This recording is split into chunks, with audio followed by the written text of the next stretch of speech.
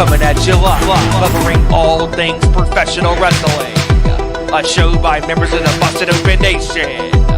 Welcome to the Nation's Corner. Here are your hosts, the Nation's Corner crew.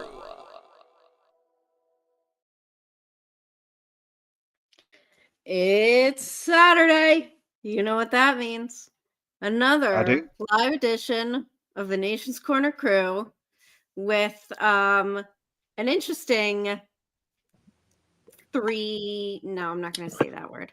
A group of us. So I've got my co-host here tonight, Mongrovian Mike and Tony Justice. How y'all doing? What's happening? Doing all right. How you doing? I'm good. It's been a crazy week in our wrestling world. A lot has happened this week. It seems that we say that a lot. We say that every week, almost. I know we say that every week, but just there's always something happening. Nobody takes a week off. There's always something going on. Always news to discuss. The title of the show today says it all. Gunther gets booed and MJF returns. I'm wearing this shirt. So I'm better than you. Yeah. Yes. So we have we had a packed week. We had an awesome return. Let's kick off with Monday night and Gunther. I saw the clip, and my feeling straight off the bat was I thought it was hilarious. We were kind of talking about this before the show. Me and Mongrovian both like heels, so I thought it was hilarious. I thought he played it off perfectly, smiling the entire time. Happy birthday! Happy birthday, Matt. What was your guys' feelings on what Gunther did on Monday night and how he handled it? Well, we were all suspecting that he would come out and just say one or two things on the mic and throw it down, because the booze was going to be the most important thing, that he was just soaking in the booze, right? Mm-hmm. And I haven't seen that much heat in a long time. Like, the heat that he got after Saturday night's main event when he was walking to the bus and security had to escort him out of the building. Well, that just carried over into Monday night. And he walks out and everyone is just booing. Kids are just crying and if they could cuss him, they would. What's up, Mac? If they could cuss him, they would. If they knew they weren't going to get grounded, they would. But anyway, I mean, he was laying it in. I mean, gets up on the announce desk and just wanting them to just bring it on, Yeah. And he told them that he made Cena tap like a bitch. He made Cena give up. I mean, all the things that Cena was about his whole career, never give up. And he made him give up. And I thought it was brilliant. I mean, but I did not like, and I agree with what Bully said on Tuesday. I did not like. I liked the one shot following him back through Gorilla. I like that. I liked when he was coming into contact with different superstars in the back, Otis and Tozawa and R-Truth. But when Adam Pearce basically got in his face and was reprimanding him and told him to leave the building and blah blah blah, I didn't like that. Yeah. I thought it was weird that, because Bully was saying about why was AJ out there to begin with. I mean, Deb, you know how cold it is in Hershey at this time of year. And AJ was out there in a cut off shirt, right? Yeah, and the other night it was cold. No jacket. And Gunther got right in his car and took off like it was already started up, warmed up for him. I mean, you got to start up your car in that kind of weather and warm it up, at least 15 minutes. Nope. Gunther said, F that. F that. I'm going to get in my car and take off. It's not my car. It's a rental. So he but anyway, yeah, Gunther was amazing on Monday night. Yeah. When he can't see me, AJ, though, was good. It was all for that. But you're right. It's a little weird. Like, why did AJ know he was going to be coming out right there? Otherwise, did he think he was going to sit there and wait for him for 2 hours? But yeah, Adam Pearce should have just made him. I thought Adam Pearce, when I saw him, was going to make him stay and have a match because he was like, I'm leaving. I'm done here, Yeah. But, okay. So one thing I thought of that popped into my head when they were talking about that on Busted Open on Tuesday and talking about how like he went backstage and like Otis and Tozawa and like someone else was like looking disappointed at him or whatever. Like my personal initial thought was like, oh, so they're just doing the same thing that they did with the New Day when the New Day turned on Kofi. And they kind of ran that bit for a few weeks. So yeah, that was my initial thought. It's like, that's the same thing as what the New Day did. But, you meant Big E. Big E, you meant, right? No, the New Day. When the New Day turned on Big E, then they're walking backstage and seeing people in the roster that are like, how could you, disappointed in them. Yeah. Everybody now gets mizzed. Kalani Jordan got mizzed out of the NXT locker room. You get mizzed out of the locker room. Another thing I liked about Monday night, whenever he walked back there, and everybody was kind of giving the side eye. Even like it showed some guys in like suits or whatever, and they were just looking. I guess they're part of the production team or whatever. Anyway, they were looking at him and going and shaking their head like, "Who are you?" Anyway, it was funny. So earlier this afternoon, I listened to Gunther was on the Masked Man show and talking to David Shoemaker and Kazim. And I really definitely made sure that I listened to that because I was really interested to see what Gunther had to say on a podcast interview. So a couple quotes really stuck out to me when they first started talking about what happened last Saturday. He said very nonchalantly, as always, he said, everything has to come to an end. Nothing lasts forever. There's no running from reality. And I thought that was a super, super interesting quote. Very good quote. And also later in the conversation, as they talked about what he said on Monday night on Raw, and he said he had something prepared initially, but he just kind of thought like, I'm just going to go out there. I'm going to rub it in their face. And he actually called the crowd dumb. Like he said, they're dumb. I'm going to rub it in. And naive. You're right. Yeah. And then Kaz asked him about his interaction with AJ Styles there. And he said, you took Goldberg out, you took Cena out. Is AJ your next target?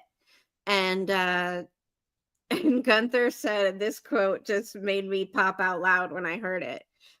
He said, I don't really have a list. I've never wrestled AJ before. I think that would be a great one because, AJ is definitely one of the best cruiserweight wrestlers in TNA history.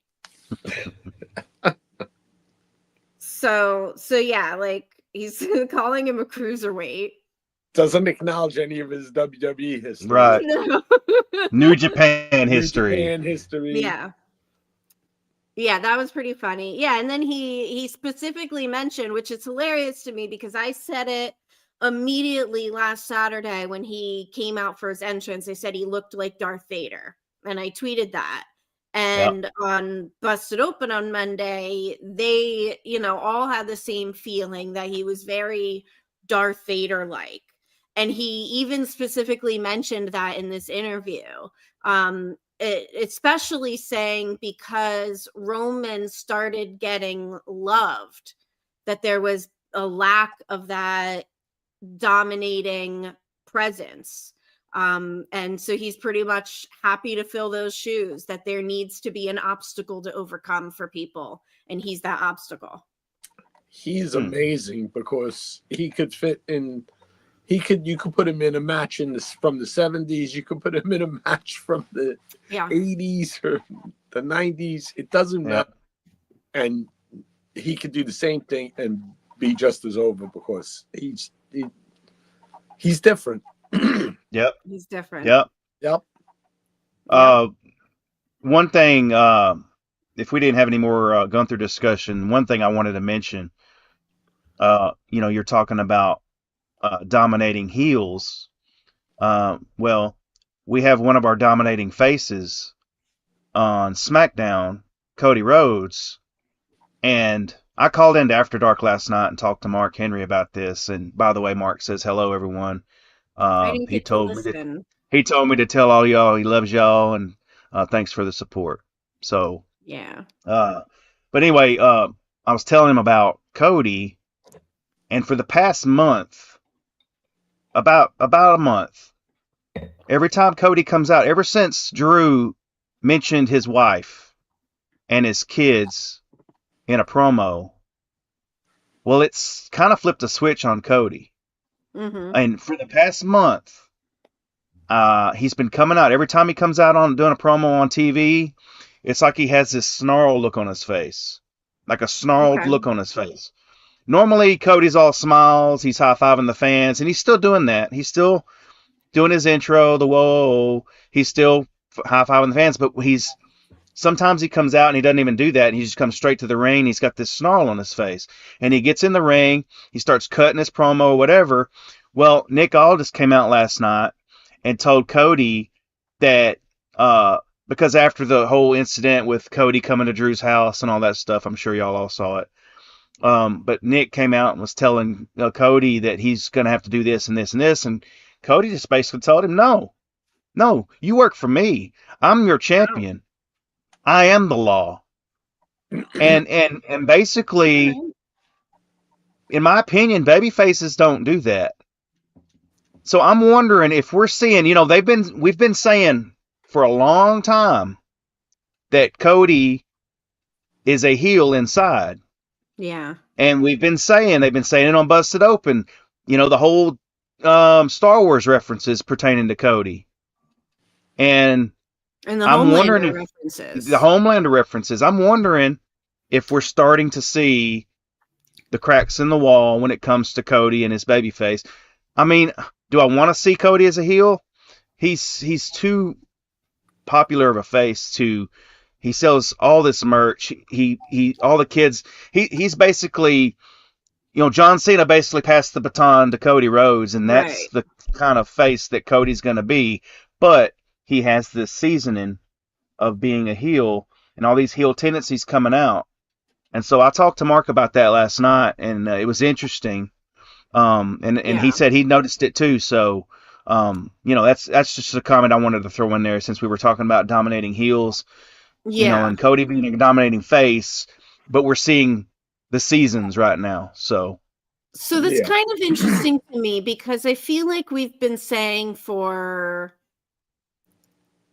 God, I don't know, at least 6 months that, almost not every week, but a lot of times we've said so many times before, oh, we saw some heel tendencies. I wonder if this is the start of something.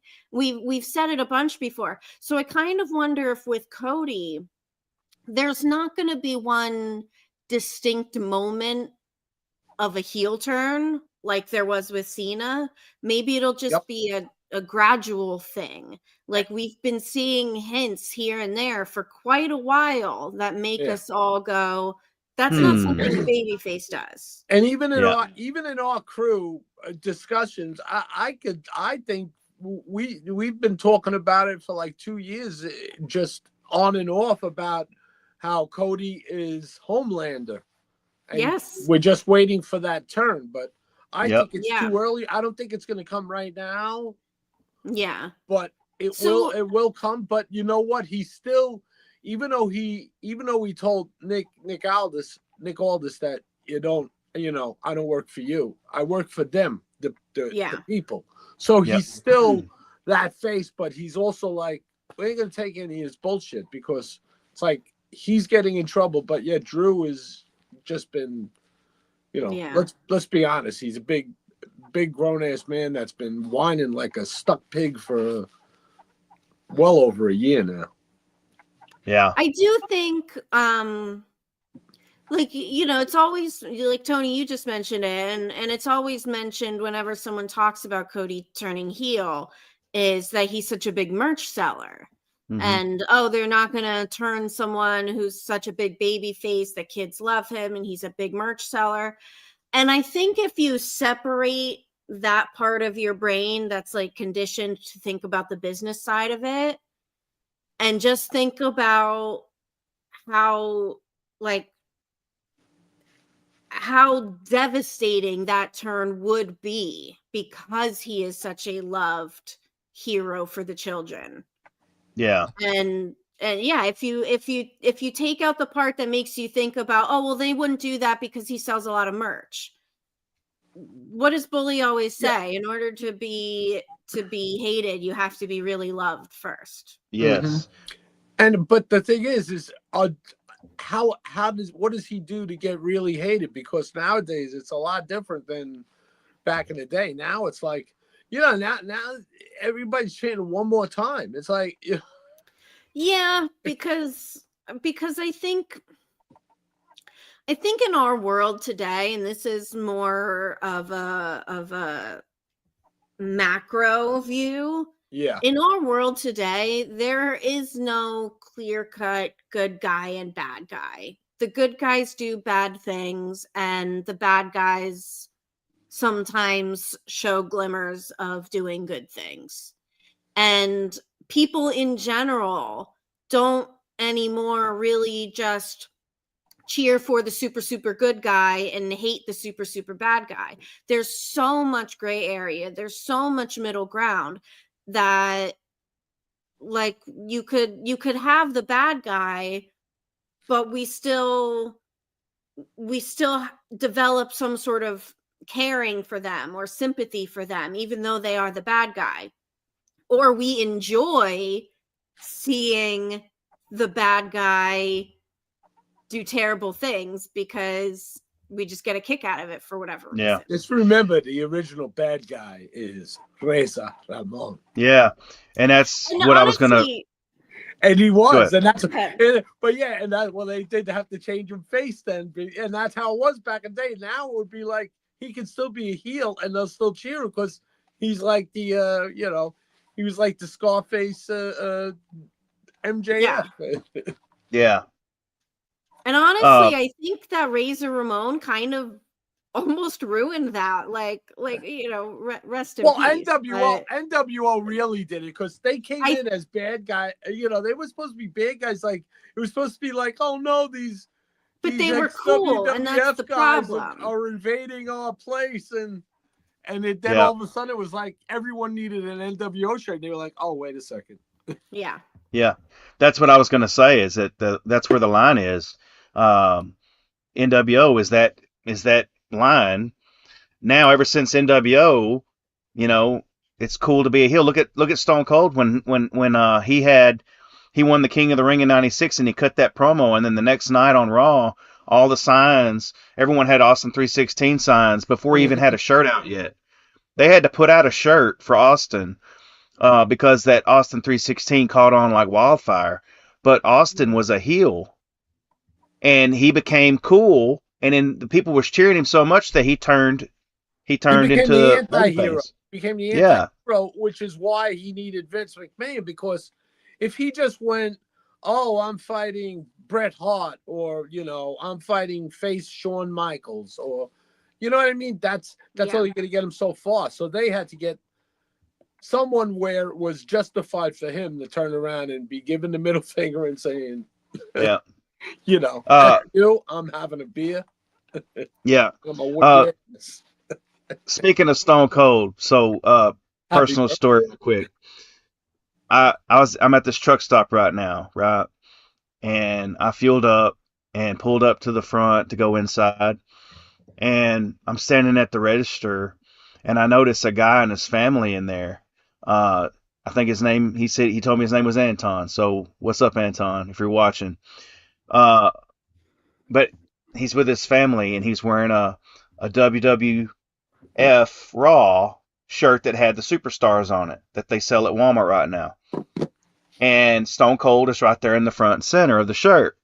So me being me, I turn around and I go, and that's the bottom line. And he goes, because Stone Cold said so. He did the head bob with it.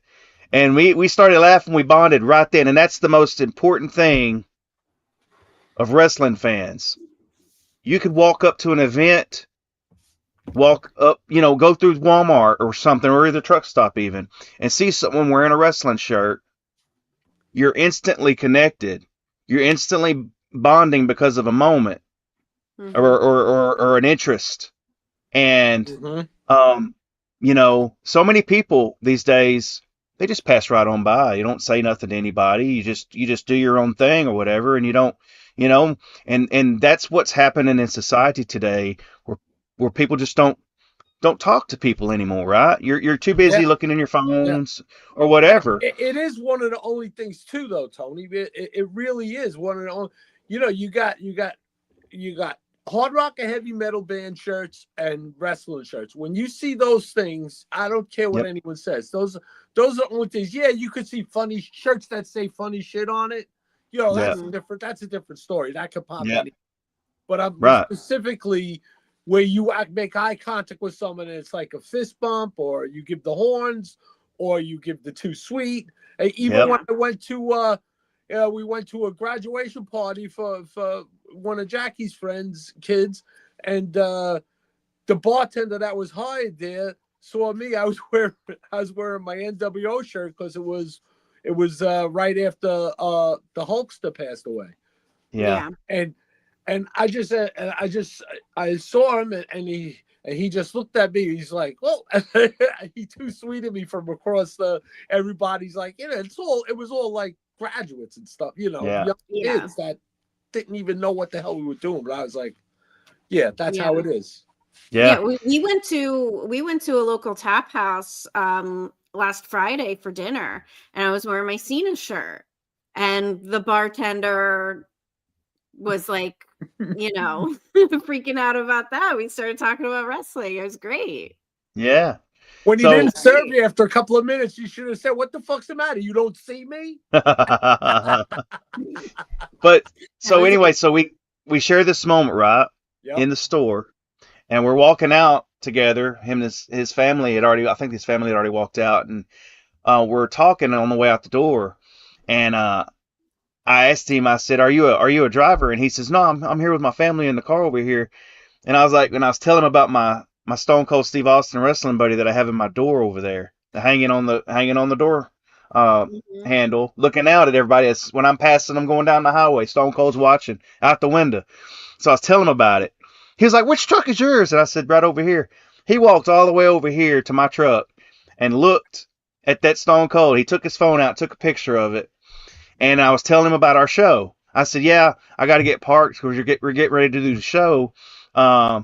He said, a show? And I said, yeah, wrestling show on YouTube. And he was excited. He followed us. And so, Anton, I want to say, man, it was great to meet you. And wrestling is a bond that we all, as wrestling fans, share. And no matter what wrestling we watch, whether we watch WWE, AEW, whatever it is, New Japan, whatever it is, pro wrestling is what bonds us. And it's because of that I met a cool ass dude today at Flying J. So, man, Merry Christmas, dude, to you and your family. Yeah. Yeah, I love one thing about our group that I like is that we all have different interests. Some people primarily like WWE. Some people primarily like AEW. Some people watch New Japan. Some people watch Stardom. Some people watch TNA. Some people watch GCW. Some people watch Rev Pro. Some people watch freaking big time wrestling. Get up in the middle of the night and watch NJPW. Yeah. Tony, you got that? You got that Stone Cold there? Yeah. Let's see him. Yeah, we have people in our group that watch so many different types of shows from around the world. Look at him, Stone Cold. Yeah, some people watch AAA, some people watch CMLL, and there's so much variety that, you know, everybody can find a show that suits their interest. There's just so much variety out there. If you don't like a show, there's something else out there. Mm-hmm. Yeah. And if you're a maniac like we are, we're watching wrestling every freaking night of the week, literally. And then we have the one weekend where there's nothing there, and we're like, well, by Sunday we're like, wow. Yeah. We're all like, oh, there's nothing to talk about. What do we do when there's no show on? It's like Sunday shows are like, yeah. 60 minutes just isn't as exciting as wrestling. 60 minutes. Let's talk about some TNA quick. Because they had a battle royal on Thursday. And our friend Bear Bronson won the battle royal, gets a match against Frankie Kazarian coming up. I literally couldn't be happier. Not only that, the debut, Deb, he signed to TNA, and he's gonna be on the debut episode on A&E of TNA, AMC, which is AMC. I'm sorry, AMC.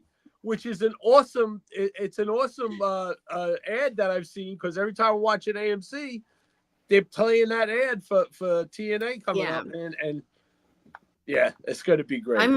I'm really looking forward to the first show on AMC, just to see what they've got in store for us. I'm sure they're gonna, you know, make it a big special thing for the first show on AMC. I'm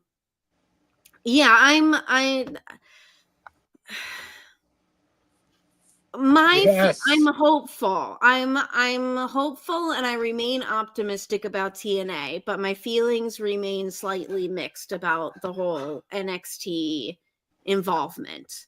I was happy to see the Team TNA won the steel cage match, but then it immediately got, you know, messed up by another run-in, and Ariana Grace turned on her dad Santino. Which I saw coming from a mile away. Yeah. I did too.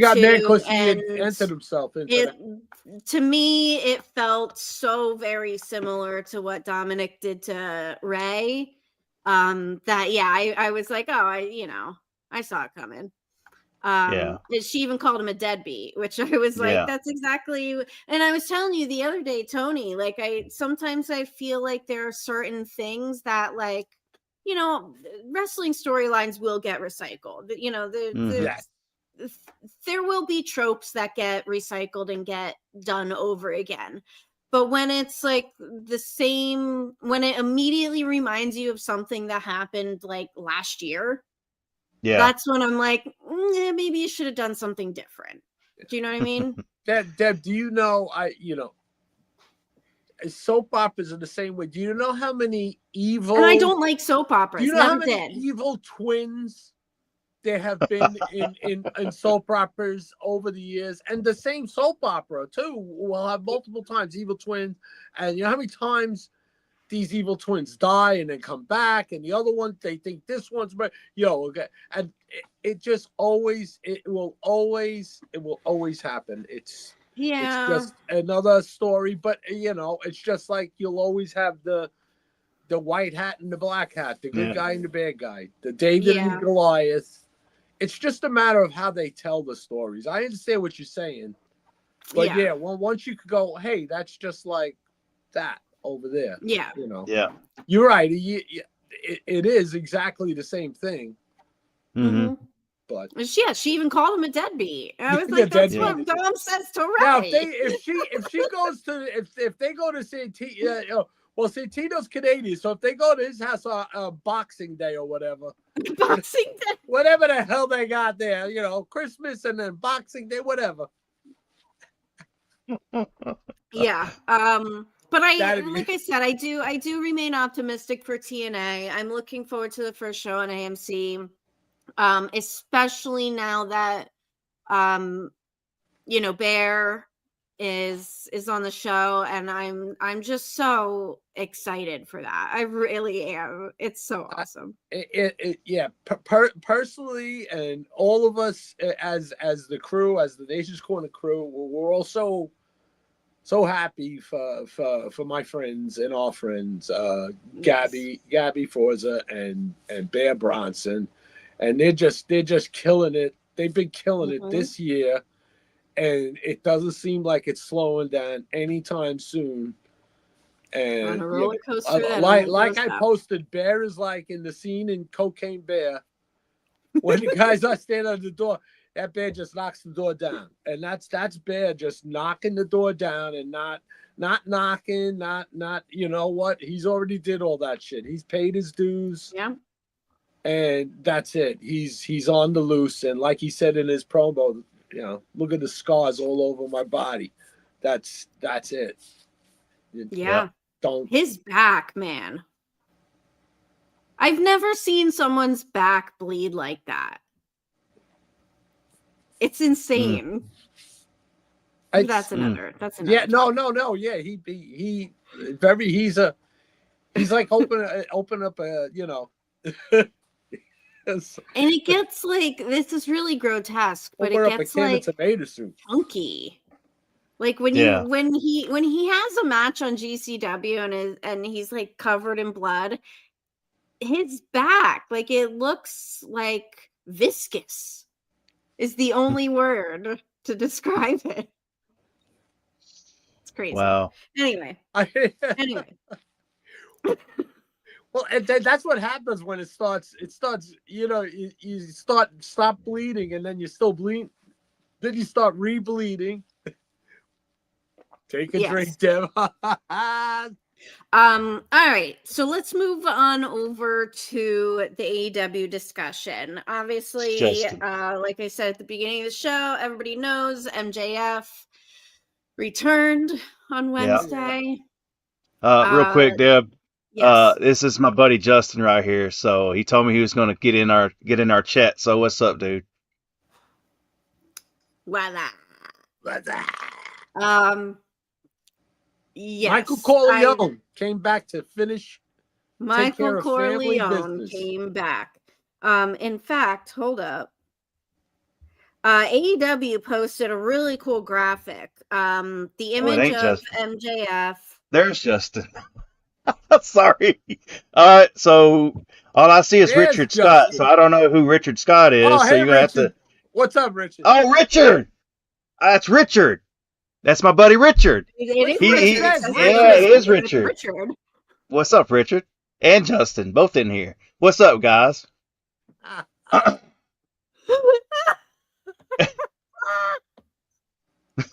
I made myself look like a jackass. Good. I'm usually the one that does that. So good. Good time. At least I see what it looks like. All right. Can we get this train back on the track? Go ahead. Yes. Choo choo. Choo choo. Okay. Yes, MJF wearing a very lovely blue suit with the pinstripes that says MJF. Said, you can call me Michael Corleone because in one night I'm about to handle all my family business. And he did. Yes. I went back and watched it again earlier today. That whole segment was amazing to me, but it was. MJF, like they talked about this on Busted Open the other day. He is on another level. And, everybody knows I absolutely adore Hangman. I freaking love Swerve. Everybody loves Samoa Joe. But MJF is on a different level when he has that microphone in his hand. And And he knew it. The one thing that I loved about that promo is that for people who may not know a lot of the history, you know, maybe you're not a regular viewer, maybe you're a new fan, maybe you didn't watch for a while and are just getting back into it. I think that MJF did the perfect job in that promo of connecting all those pieces between those four men. Those four men all have a history with each other. And in one promo, he connected years of history. And that's a special talent. It is. He was definitely missed. As soon as his music hit, I wasn't even expecting it. I was thinking, honestly, what I thought it was going to be. Come out for the Dynamite Diamond Battle Royal. Yeah, but honestly, I thought it was Will Ospreay. It was going to be Will Ospreay. That's what I thought. My first thought. And then when it was MJF, I was like, "Holy crap! Yes, you know." He comes out. And like Deb said, connected all the dots. But what I found interesting was that he had the microphone, and basically like that scene in The Wedding Singer. Well, I've got the microphone, so you're going to listen to everything I've got to say. Nobody interrupted him. I mean, Samoa Joe kind of got in his face and was saying stuff under his, but he never freaking got on that mic. Nobody interrupted him. He said what he wanted to say, and it was like he had a mic drop moment and walked right out the ring. That was awesome what he did Wednesday. Yeah, it's like have you ever been in an argument with someone and they give you like every night with you they give you like a really good fucking zinger that you just have absolutely no comeback to, and you're just like, I don't even know how to respond to that. You every night with me. There you go. Answer both of you. Yeah, it was great. No, usually I'll just tell you to shut the fuck up. Speechless. See, I'm without speech. I stunned her with my brilliance. But no, that's what that was like. The three of them just kind of they stood there and let him say what he had to say, and then they were just like, okay. Yep. And for all that, I think he's going to win the world championship at World's End. I really do. I think so too, and I hope so. And then I hope that once MJF has a championship, not only will he reign supreme, but then we will see Hangman coming back for it then. And I think that's a better story, Hangman chasing MJF than Hangman chasing Samoa Joe. I think AEW figured out that Hangman is definitely a person that is better when he's chasing the title. As much as I, wanted to see him champion, and I absolutely love him. It's the old thing. The baby face is better on the chase, Right.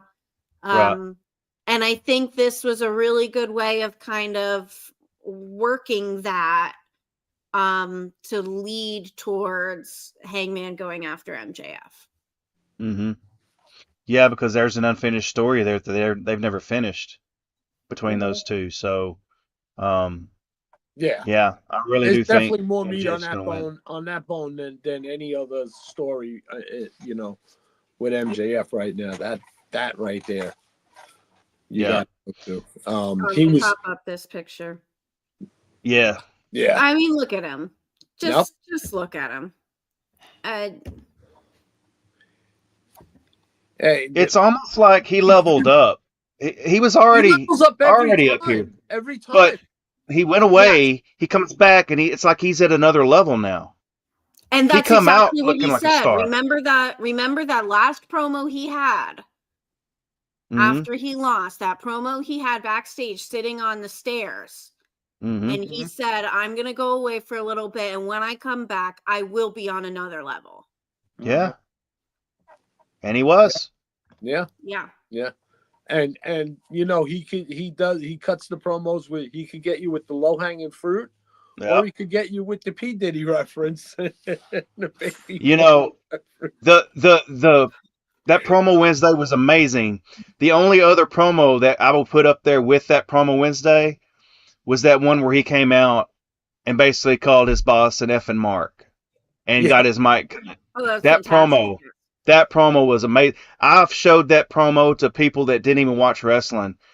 I can remember showing it to, I think Justin might have seen it at one time, or Jesse or somebody. I remember showing that promo to them. Well, check this out. This guy went off, and I mean he did. So MJF is a treasure. He's one of the pillars at AEW. And he come back, he needs that gold. To match his level that he's at. The other thing I was just going to point out is that, and it's for everywhere, I'm a little getting sick and tired of the lights going on and then coming off. I mean, why'd the lights go off? All they had to do was hit his music, and that would have been enough of a pop anyway, and it would have been done the same thing. But they do the light pop. It's to build a little anticipation. That's all. Yeah, it's just, well, every place does that, And it's the same thing with the running, like. And it's designed to create that kind of little moment of silence. I think that's really the basic purpose of it, to create that little moment of silence for the pop. And if Gorilla is hitting your music on a run-in, just run in. Don't wait for your cue in your music. I mean, don't be as bad as Jeff Hardy was that time. But everybody is just like, you don't have to. We didn't get that on TNA this week, though. No, he ran right out there. Just mix it up once in a while. Have it where whatever. Just make it whatever. Just make it a little bit more. Yeah. All right. So we had an early collision early this afternoon, and it was just a quick 1 hour. I think it was great with their taping schedule, because they were in the UK and because of the holidays, and they're taping a bunch of shows. Wednesday was like 2 hours of Dynamite and then 1 hour collision, and today was another hour of collision. And then next week, on Wednesday, Dynamite is at like 6 o'clock Eastern. And then on Thursday, we have a special Christmas collision that's on, I think, at 9 o'clock Eastern. My wrestling schedule routine is getting all messed up. Yeah. But I watched the 1 hour collision earlier. I thought it was a pretty good show for a quick 1 hour. Huh? It was. It was a good show. So real quick, because a couple pretty notable things happened. We got a shocking upset of Kevin Knight beating Okada in the Continental Classic. I thought this snapshot was incredible. Yes. Incredible picture right here. That surprised me. And that also makes, I have the graphic of the updated standings. So in the Gold League, we have a 4-way tie for 6 points. That makes it really, really interesting. They posted a bunch of post-show promos on social media. And Speedball said his next match is against Okada, and he has to win. Speedball and Kevin Knight kind of made a promise to each other that they would both go to the finals together.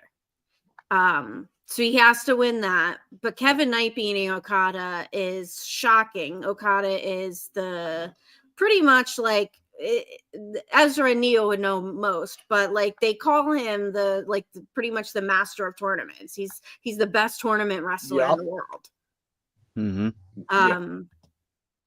That was awesome.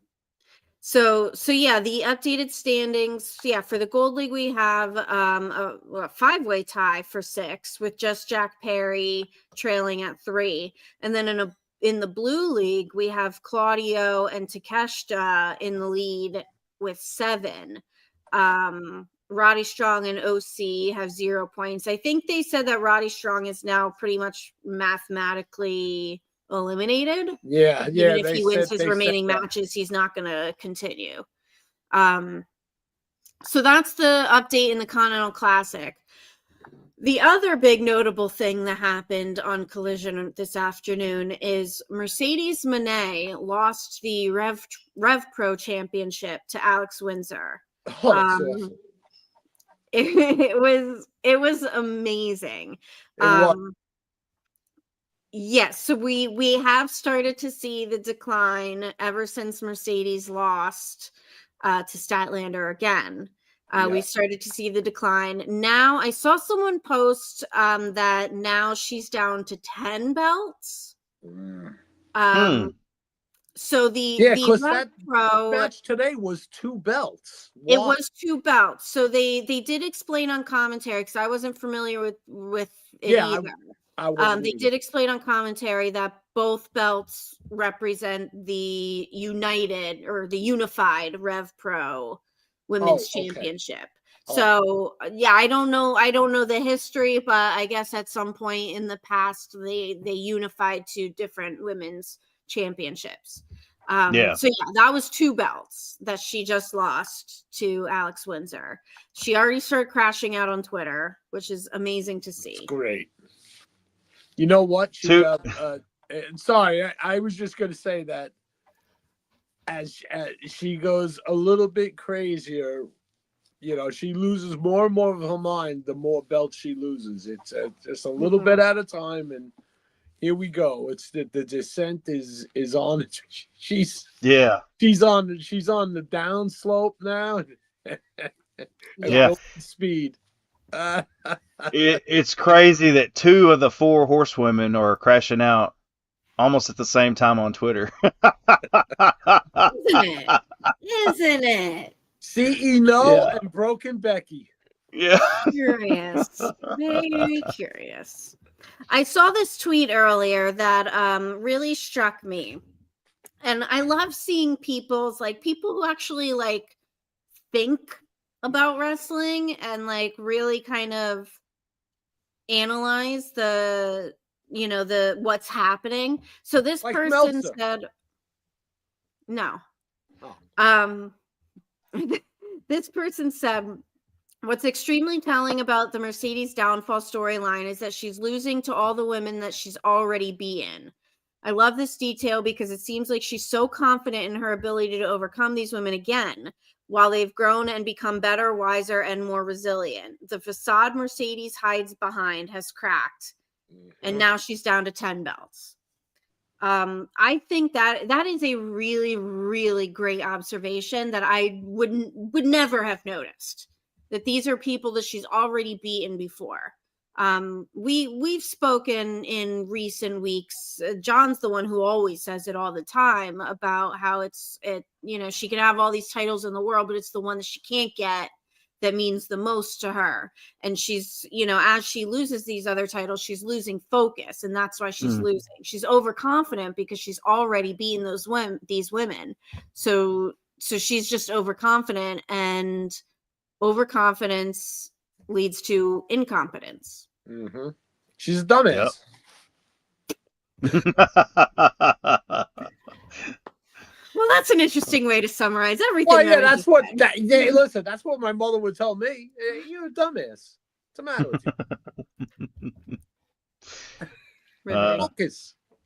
Don't be stupid, you moron. Yeah. Anyway, thoughts? Well, it was great. Go, Tom. Yeah, we've been waiting for it. I mean, it's bound to happen at some point, right? What's on top must come down. And Mercedes is on her way down. It's kind of a slope, a little bit of a slope now, but then eventually she's going to get to that drop off, where she's going to be losing more and more and more, and then we're going to see her lose it more and more and more. So, I'm just interested to see,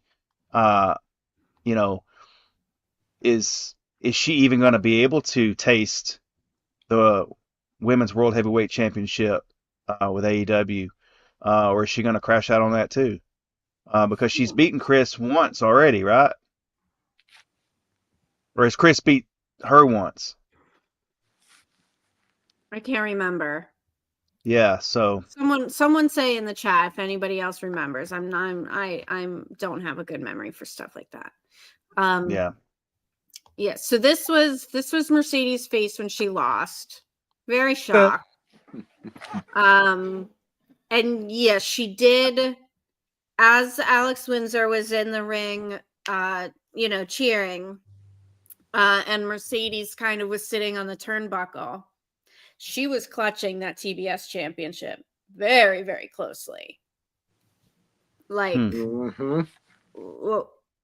like this is mine. This is mine. This one's mine.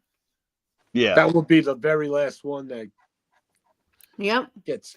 And it's so funny. So I tweeted it out. Hey, you'll get my guy out of my cold dead hands. You get this belt out of my hands. Yeah. Yeah, I tweeted it out earlier, and John keeps getting proven right time and time again, and it's starting to irritate me. I don't know. He needs to be nominated for Booker of the Year. Like, there's Jesse. What's up, Jesse? Fucking bitch. Oh no, that bitch. What's up, Jesse? Yes, John is right more often than he is not. Yeah. And it is super irritating. And the months now we've been talking about this Mercedes stuff. Mm-hmm. And everything that John has said is exactly what is happening. Yeah. So in absence of John, anybody that was his detractor, GFY. That's from John. That's from John. Yeah. Ain't gonna do shit. Okay, so speaking of John, he's at an indie show right now. #Nation's Corner on location. And before we go, Deb, we would be remiss if we do not, since we talked about 2 of the 4 horsewomen crashing out on Twitter. Well, the other one that's been crashing out lately crashed out on the Busties Thursday on one Dave LaGreca and Sam Roberts. What were y'all thoughts on Becky crashing the Busties? I had a feeling she'd be there, but I was so happy that she came on. So what were your thoughts on that? It was pretty great. As soon as Sam came into the show and took that center seat, I was like, oh yeah, something's gonna happen. Yeah.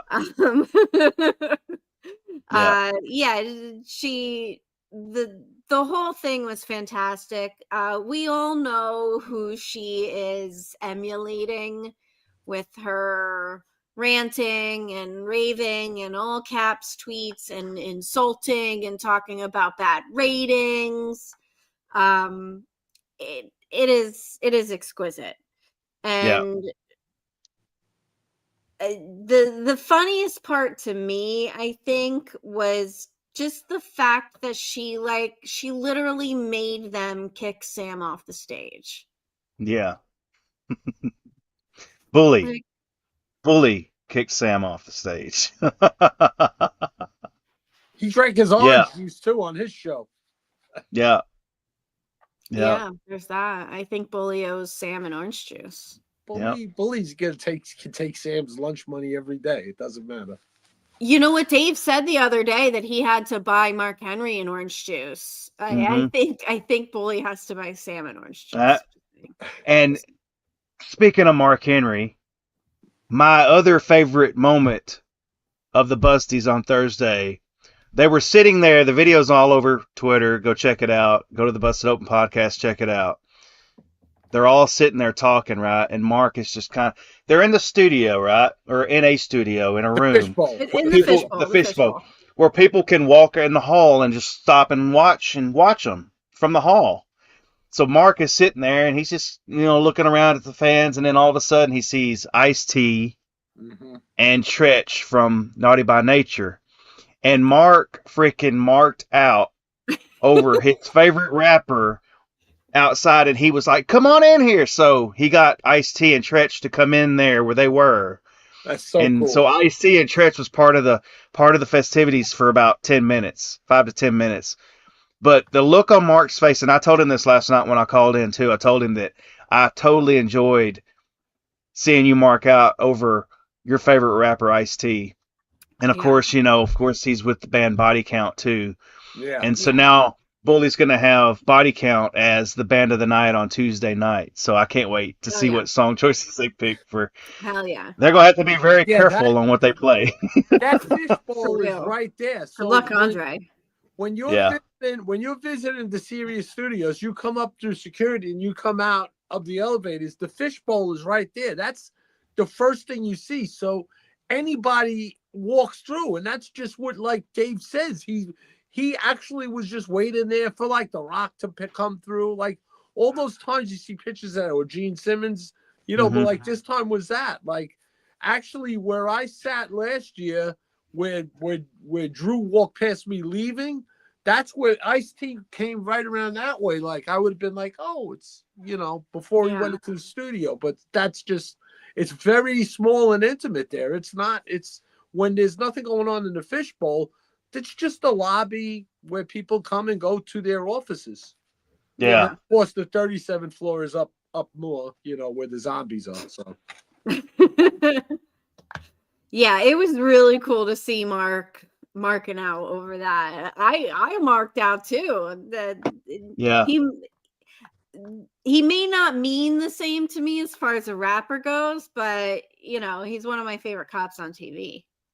Okay, so real quick, while you're talking about Mark Henry, Deb, and you always bring up about podcasts and stuff. I saw a clip with the Undertaker and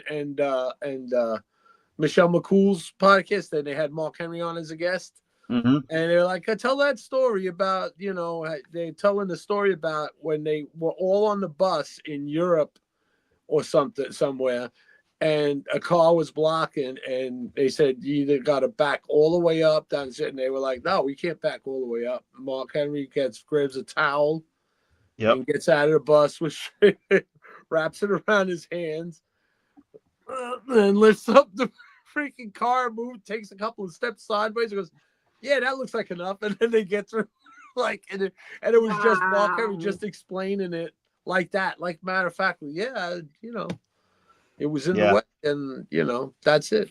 I'm different. He is. He's different.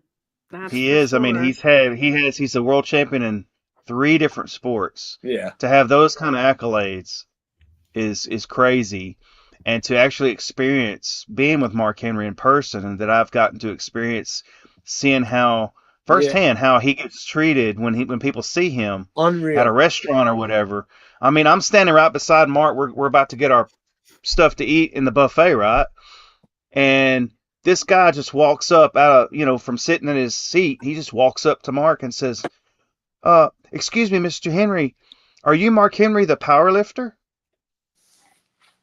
Not Mark Henry, the WWE superstar and Hall of Famer. And not the world's strongest man. No, the power lifter. The lesser known accolade of his is what this guy comes up and recognizes him for. And I thought that was crazy, you know? Yeah. And just witnessing that, I just kind of stood back and just let them.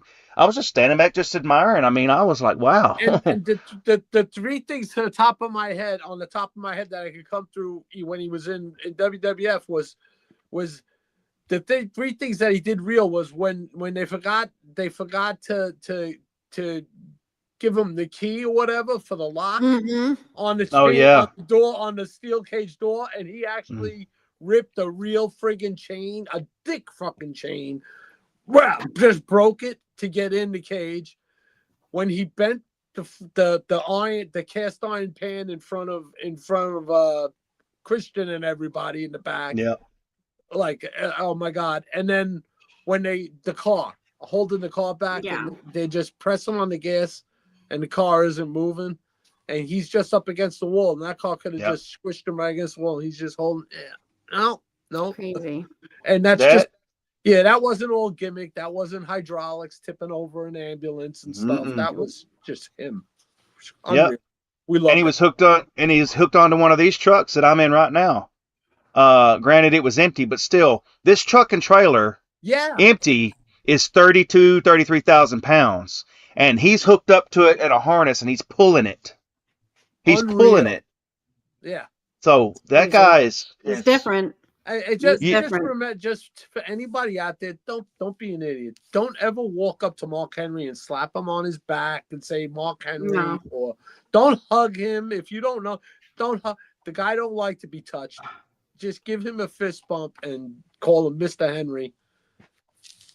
Yeah. Maybe you unless he asks. Yeah. You know, some people ask to be hugged. We've heard personal stories where people have come up behind him at a Comic-Con and just hugged him, like, you know, and told our friend, "Get me out of here! Get me out of here now!" Oh man. Okay. I don't want to go to jail. All right, real quick before we sign off, because I saw this comment. Megan Bain, yes, Megan Bain. Keep an eye on her. I keep she's two incredible. on her. Yeah, she's she's an up and comer. She's got a lot more to learn. Don't be dismayed. She's got she's got a little more seasoning to do. Yeah. And she'll get there, And one thing I've seen, we watch GCW a lot. I try to watch as many shows as I possibly can. Coming up February 1st, they have a show at the Melrose Ballroom in New York City. It's a benefit show. And Megan Bain and Joey Janela, Janelasis, are going against Jet Speed, Kevin Knight, and Speedball Mike Bailey. I am really, really looking forward to that match. It's going to be incredible. Megan and Joey, I've seen them. So that's two things. So Jet Speed is insane. Like, we've all been watching them on AEW, and they're just ridiculous as a team. Yeah. But Megan Bain and Joey Janela, last time I saw them wrestle, I can't remember what show it was on, but it was very recent, like maybe a month or so ago. They have this insane chemistry in the ring. It's really strange. And they make a perfect team. Yeah. They really do. They got a lot of chemistry outside of the ring too, so maybe that helps. I mean, obviously. But yeah, the chemistry they have in the ring when I've seen them wrestle against each other or with each other, it's really incredible. They do make a good team. So that match is going to be absolutely killer. So I really highly recommend, even if you're not a regular GCW watcher, that show on February 1st is going to be really cool. Well, yeah, it's a perfect team too, because she's like the powerhouse, and he'll do all the crazy, jumping off of things and all that crazy shit. While she'll just like smash your face shoulder into the check ground. Someone. Yeah. All right. Let's get out of here. I gotta eat. I can smell meatballs downstairs. Meatballs. All right, Tony, where can people find you? Well, y'all can find me at Tony Justice AJFA, and if you're a Metallica fan, like I know all of us are, you know what that means. Ooh, our TikTok. I want to make a comment about our TikTok. So our TikTok has been our TikTok since we rebranded, since we became the Nation's Corner. But it was branded and then just left alone. Nothing was done with it. Yeah, the page was created, but no one ever used it. There were people following us and stuff, which we appreciate, but nobody was really. It was just driving down the road with nobody behind the wheel, pretty much. Yeah. There were no TikToks on it or whatever. So I decided, since I have a TikTok, I'm gonna go ahead and I'm gonna get in the Nation's Corner car, TikTok, and drive it and take it over and start posting some stuff. And I appreciate everyone's engagement with the TikTok. So if you would follow or like to follow the Nation's Corner on TikTok, it's at Nation's Corner. And then of course follow us. You see it on the banner down below there. Follow us everywhere else as well. So I just wanted to make a quick comment about that. Good job. Thank you. Yep. Mongrovian, where can people find you? I'm right here in my bunker. My Christmas bunker. Your Christmas bunker. Yes. All right. Nice. Oh, what do you got there? Oh God. Oh my God. Jesus. Scott, Leave it. I even stuck Coach in there like Ziggy. Isn't it like Why? I don't know. I had to put him in there, but Andre's more prominent since Andre. You didn't have to put him in there. Andre's the reason. Did I say that out loud? Yeah, no. Yes. But I got everybody else. We got, And Andre deserves to be more prominent. Yes. I'm concerned. We love Andre. Yes, we do. All right. All right. We don't like his over Femi's storyline that much, but everything else is cool with him. I am at That's So Debonair on the Twitter machine, the Instagram, the Blue Sky. Follow me everywhere. Click the link in the bio. Everybody knows the thing. That's all. The thing. Good night. Before we go, we all want to wish everyone a Merry Christmas and a Happy New Year. Catch y'all on the flip.